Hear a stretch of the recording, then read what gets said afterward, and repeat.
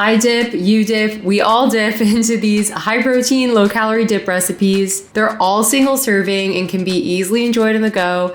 And they have between 30 to 60 grams of protein, which is insane. Hi, if you're new here, I'm Amanda, aka Fit Food AE, and today we're gonna be making 4 high protein, low calorie dip recipes. So let's get started, shall we? Okay, so this first one, taco dip, is my personal favorite. I absolutely devoured it once I was done making it. It is well over 40 grams of protein, so it's sure to keep you full and satisfied.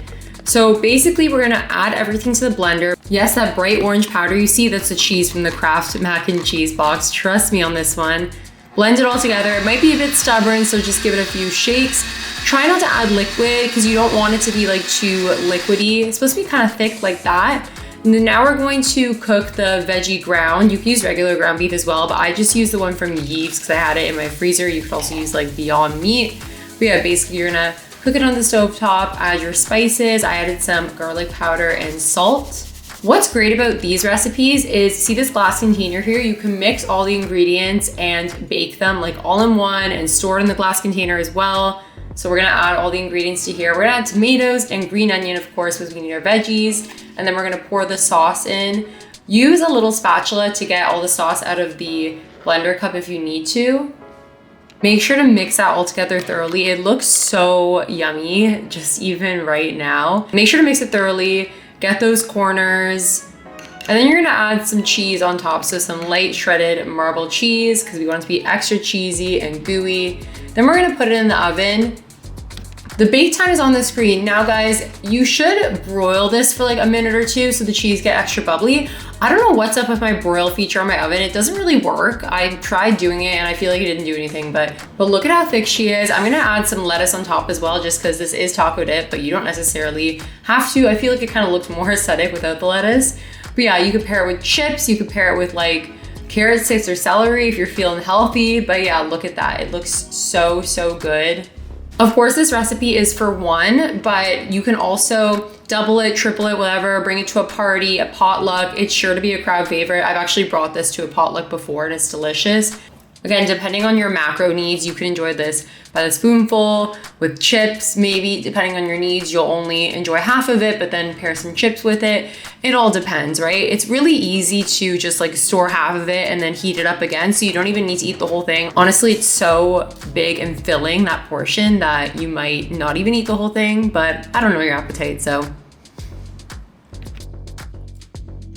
Next up, we've got queso dip. Now guys, this is an easy recipe, but it's also really easy to screw up, okay? So there's very few ingredients, just the cottage cheese, the spices, the nutritional yeast, and the shredded cheese. But you're not gonna blend up the shredded cheese. You're gonna blend up those first 3 ingredients. Again, blender might be a bit stubborn, that's fine.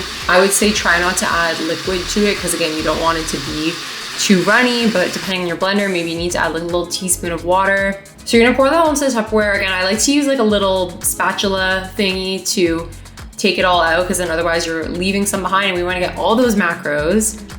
And then I added my light shredded cheese. So you're gonna add it and then you're actually just gonna mix it in there, make sure it's all thoroughly mixed. Also, this glass container is great. I got it from HomeSense, which is in Canada, so I'm sorry I don't have a link for it.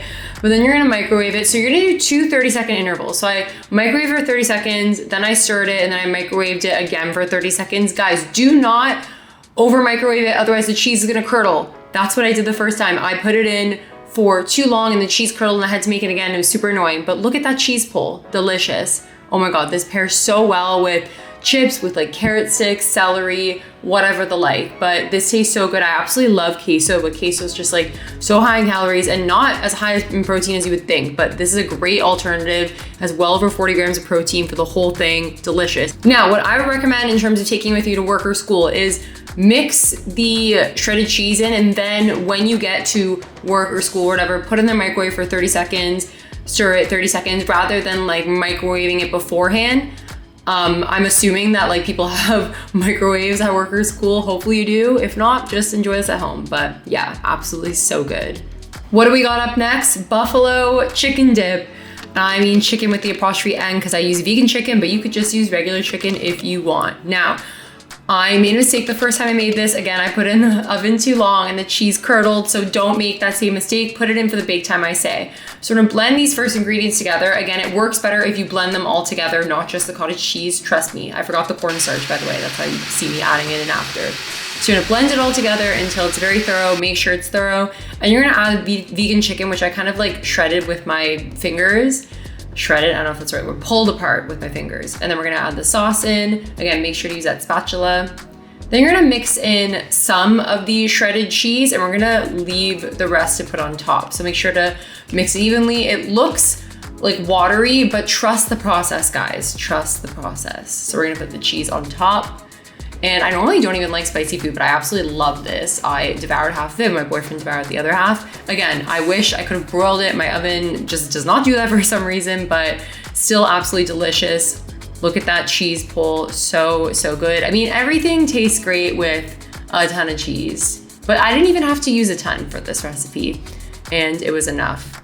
Yeah, I pair this with like tortilla chips, pita chips. You could just eat it by the spoonful, maybe just make sure to let it cool down a bit. It gets really hot and yeah, but it's worth burning your mouth for. But yeah, this is great to bring to like, I guess a Super Bowl party. I don't know, I can't remember the last time I went to a Super Bowl party. I don't really care about that, but any sort of potluck or dinner party, it's sure to be a hit with people, especially with that cheese pull, delicious. Lastly, we've got French onion dip. Now, this is a no-bake recipe, which is great. However, caramelizing the onions takes way longer than I thought. So it takes like, I don't know, at least half an hour. I probably should have caramelized them more, you guys will see. But I cut them up. Don't dice them too small. I kind of made them like slightly big, and then I put a little bit of light margarine. You could also use oil. You could also caramelize it with just water, but I wanted it to be a bit more like buttery, and I'm just using a little bit. So the dip is already low calorie as it is. So yeah, basically with the caramelized onions, you're gonna put it on medium heat, and then I added a little bit of baking soda, just like a pinch, and some salt, and then you kind of just stir it around every 5 minutes or so, and you're gonna bake them, sorry, don't bake them, you're gonna have them on the stovetop for like 30 to 40 minutes, and then every 10 minutes or so you could add a little bit of water just to make sure they don't burn or stick to the pan. But yeah, definitely don't overmix, just like every 5 minutes, stir them around, and then every 10 minutes add a little bit of water like that. Don't add too much water, just add like a couple tablespoons, otherwise they're gonna be mushy. They look pretty good. So we're gonna add the Greek yogurt to a Tupperware. I added 250 grams. If you want this to be higher in protein and bigger portion, you could actually add more Greek yogurt, just like the taste of the onion soup mix isn't gonna be as strong, which is fine, it's already pretty strong. But yeah, basically you're gonna take that onion soup mix, super easy, and the spices, and then just stir it around. Honestly, this recipe is so easy. No bake, besides obviously being patient with the caramelized onions, but that's fine. So you're gonna mix it together. Honestly, you could even stop there with this recipe. Like, you don't necessarily have to add the onions, but the onions make a nice touch. I decided to mix in half of the caramelized onions and then add the rest on top. And I know, guys, they probably could have been more caramelized, more brown, but I was on a time crunch. I have a full-time job and I make these recipes like on my quote unquote lunch break that I don't take, or like before work, after work, whatever.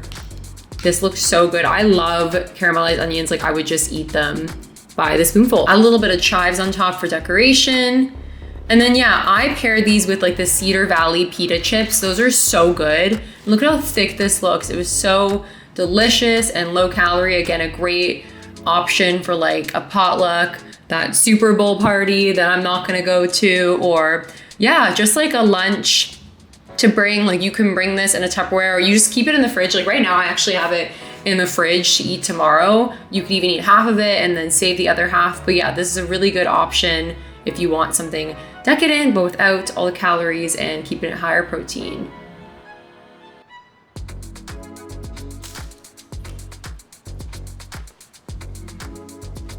Thank you guys so much for watching. If you enjoyed these recipes, and I'm sure you're looking for more lunch recipes, so I'll link a video here that you should watch next. And please be sure to give this video a like, subscribe, and share it with your friends, as it really helps the channel. And I post new videos every week. And with that, I'll see you guys next time. Bye.